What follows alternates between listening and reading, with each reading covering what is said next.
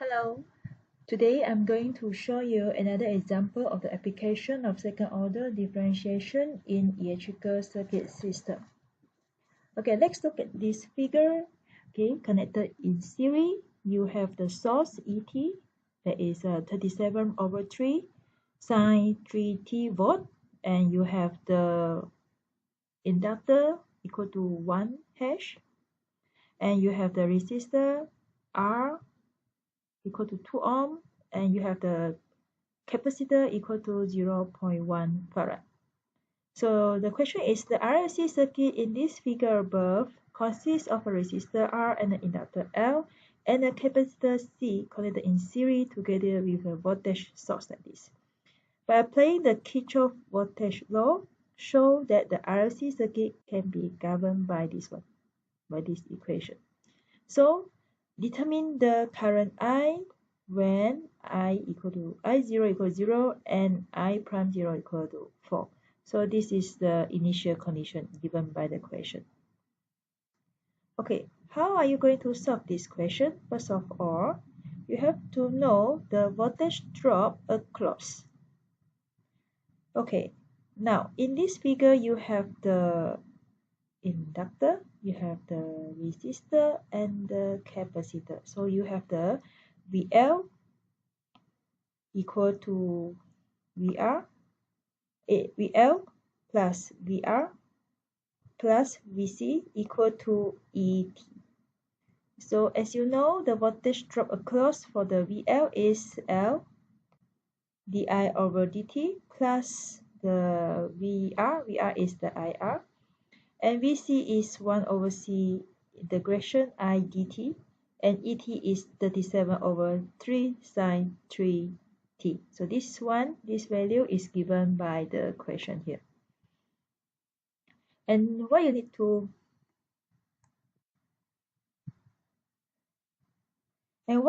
to do is the differentiate with respect to t. Okay, you differentiate this whole equation with respect to t. So now you differentiate L d square I over dt square, and then plus with R, differentiate di over dt, and then plus with 1 over C, and then differentiation and integration of I dt. Okay, and then equal to differentiate the 37/3 sine 3t. Okay, note that the value for the inductor is 1, and the R is 2, and the C is 0.1 farad. So substitute in the value of the L, R, and the C in the equation. So you substitute the L equal to 1 here to the equation, and the R2 into the equation also, and the C 0.1 to the equation. So 1 over 0.1 is 10i. So this one you can cancel out actually. So you obtain I only. So 1 over Ci. So 1 over C is 1 over 0.1 equal to 10. And then differentiate 37/3 sine 3t, you obtain 37/3 cos 3t multiplied with 3. So you check with this equation here whether same with the question, the equation given by the question. So it's same. So it's same means you can prove that. Okay, then how to solve the current I? So by using the method of undetermined coefficient, you can find, the first step is to find the IC. So based on this equation, you factorize it. So this one you change to m squared plus 2m. So second order is m squared, first order is 2m, plus with 10i, so is 10, equal to 0 in order to find the IC, right? So this part, for the homogeneous part, IC always 0. So you factorize it. This value, you can get it from the calculator. For conventional calculation, you can use this formula m equal to minus b plus minus b squared minus 4ac divided by 2a. So this one is conventional without using calculator. So you substitute the b value, a value, and c value into this equation. But let's say if you don't want to use this conventional method, you can directly use the calculator to obtain the complex number directly. Okay. The m value is a complex conjugate. So in page 44, this complex conjugate is referred to case number 3, and therefore you have the IC equal to this one. Exponent negative t, a cos 3t plus b sin 3t. Okay, you substitute in the value of the negative 1 with here, and 3 here is here and here. Okay. Okay, next you find for the IP. Okay, IP prime, IP double prime. Okay, first of all, what is your fx? If you refer to your question, the fx is 37 cos 3t. Okay, your fx is 37 cos 3t, and the IP value, okay, you find the IP value. What is your IP value? You can refer page 47. Page 47.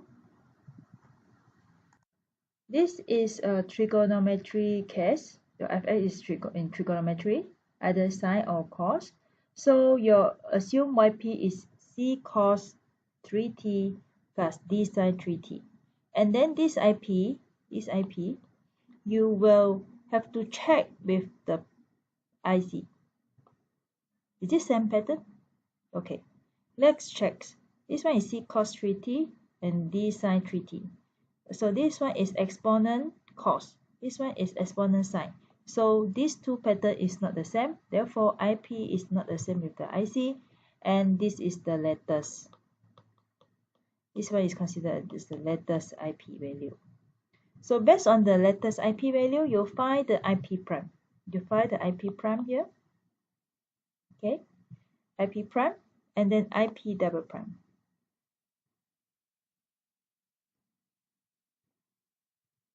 And then once you obtain the IP prime, IP double prime, and IP, you can substitute back into the equation just now. Okay? Substitute back into this equation.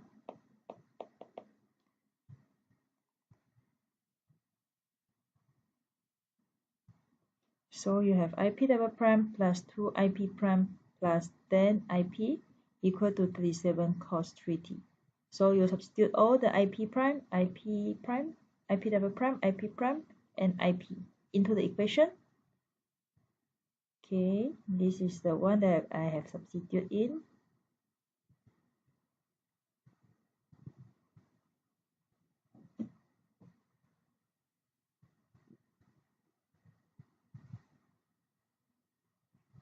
Okay, after substitute, you have to summarize it. You have to summarize.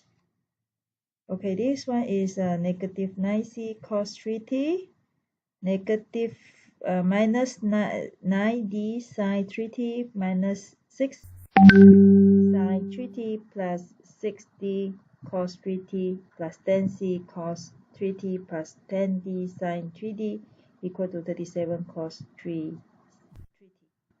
So this one you have to check. Okay, this one, let's say you have the cos 3t. Okay, who else got cos 3t?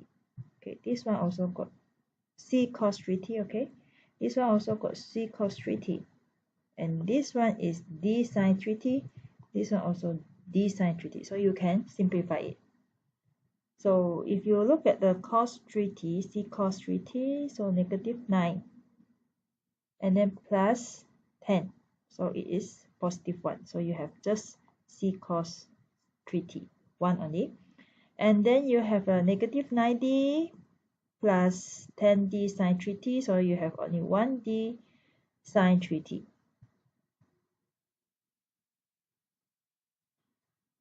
This one is negative 6c. This is 6d cos.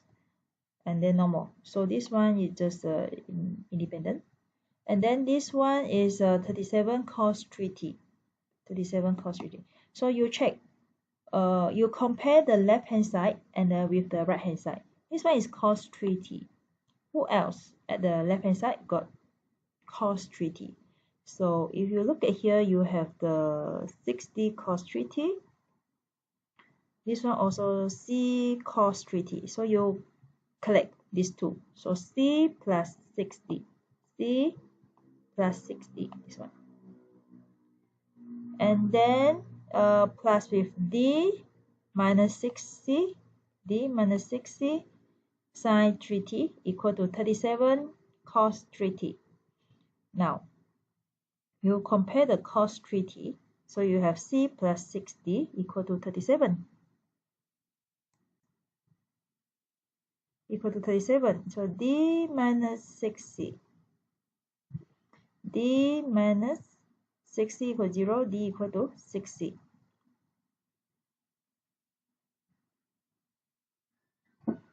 So you d equals 6c. So this is the equation 1. You substitute into the equation 2.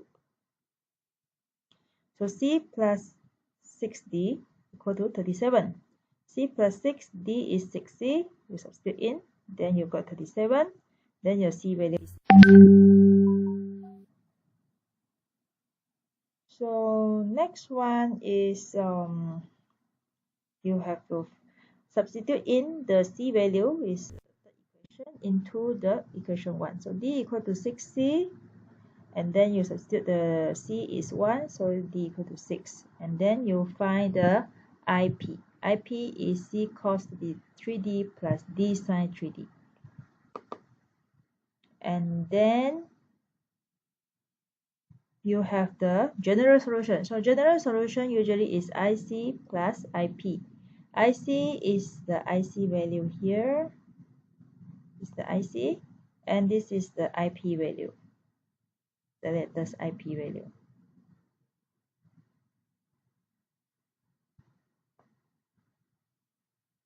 Okay, you just add in.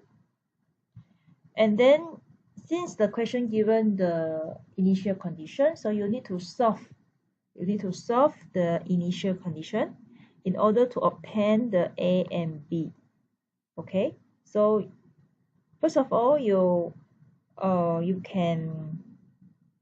have the I value here. Okay, so you substitute the initial condition when t equals 0, I equals 0. So you substitute in the I, so I equals 0. And then this one is from here. Okay, you look at this one is from here. Exponent negative t. So the t is substituted with 0. So all the t substitute with 0. And then you obtain a equal to minus 1. And then you have to, from the I here, you need to do the first order differentiation. So I prime. You do the first order differentiation I prime. So how to do the I prime, since you have the exponent negative ta cos 3t. So you have the one t here and another t here. So you cannot direct do the differentiation. What you need to do is use the product rule. So this one you assume exponent negative ta is the u and cos 3t is v. So you use the product rule to solve the differentiation. Okay, so this is the end result. And then after you obtain the I prime, you substitute the value of the initial condition. When t equals 0, I prime is equal to 4. Okay, this is the initial condition for the first order. You substitute when I prime equal to 4, so all the t you substitute with the 0. So you obtain a value b equal to -5. Okay, a is -1 from the I, so I prime you obtain b value. So at the end, the final answer will be this one. So this one is to find the a and b value if given the initial condition. So that's all for that's all for today. Thank you for viewing this video.